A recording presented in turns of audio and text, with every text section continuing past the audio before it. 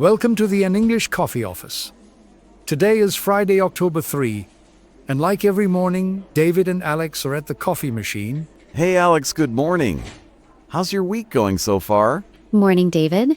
It's been steady, lots of deadlines. Yours? Crazy as usual, but I'm powering through. Grabbed your usual black coffee? Yeah, thanks. This machine's a lifesaver. So, any big news catching your eye lately? Oh yeah, definitely. Did you hear about Nicolas Sarkozy? The former French president just got hit with a 5-year prison sentence for illegal campaign financing. I did read about that. It's from a Paris court, right? They found him guilty of criminal conspiracy tied to his 2007 campaign and funds from Libya. Exactly. The judge laid it all out, saying he took money illegally to boost his run. Can you imagine a guy who led a whole country now facing bars? It's a reminder of how accountability works, even at the top. What do you think it'll do to French politics? Shake things up for sure. Leaders like him influence deals across Europe. If trust erodes there, it hits our sales pipelines hard. True. As a project manager, I see how political scandals delay international collaborations. France is huge for EU projects. Right?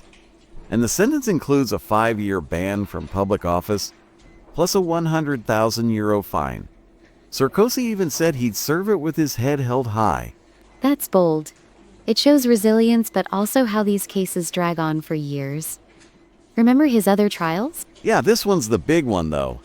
Makes you think about ethics in our own deals. We have to dot every I, or boom, compliance nightmare. Absolutely. It could ripple into economic policies too.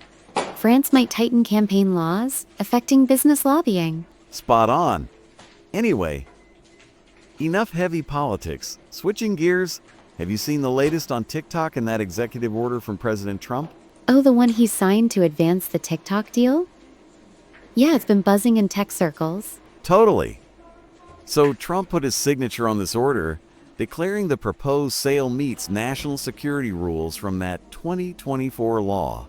It's paving the way for U.S. investors to take majority ownership, keeping the app running without a full ban. Smart move, I guess.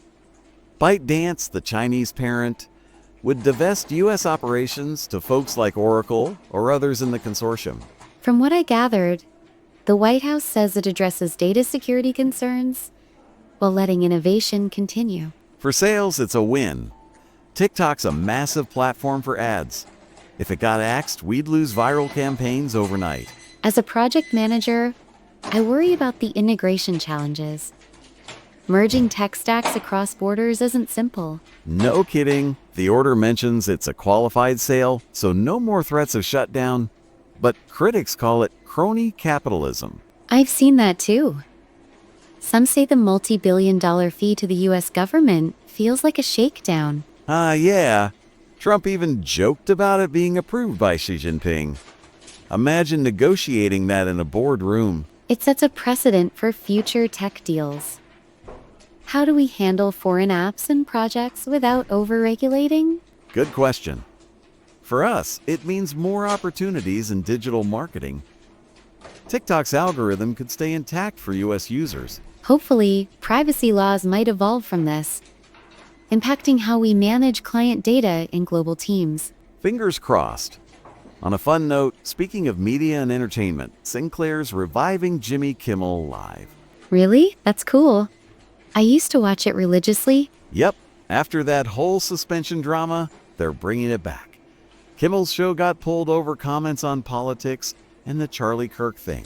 Right. It was a free speech flashpoint. ABC suspended it, and stations like Sinclair and Nexstar yanked it too. But now, audience feedback turned the tide. Sinclair announced the revival, aiming for fresh episodes soon. It's about time.